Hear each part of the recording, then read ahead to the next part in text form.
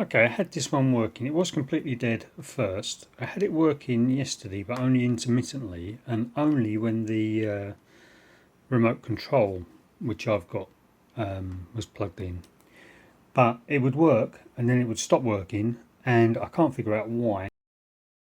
Now on this one, it's got a battery door, which is a blue light. Sorry, a mini disc door, which has got a blue light on it. And when you connect power, the blue light flashes momentarily. So let's try that first. It also seems to only work if I only press the battery door connector lightly. Just an additional note on this. This bloom, I call it a bloom, but it's where the battery has corroded. But on the inside of the player, it's absolutely clean. So I think someone's been in to try and repair this before me. Oh, I thought I'd try one more thing, and lo and behold, battery adapter on. No remote control attached. And we've got power. No battery in the player itself.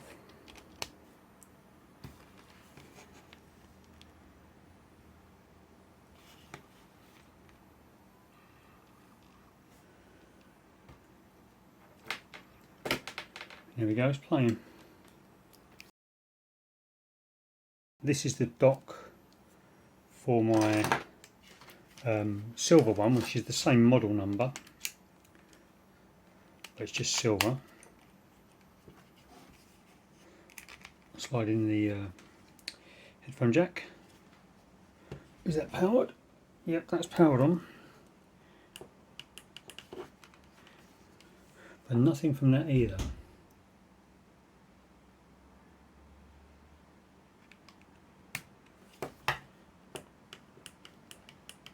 So it's very weird.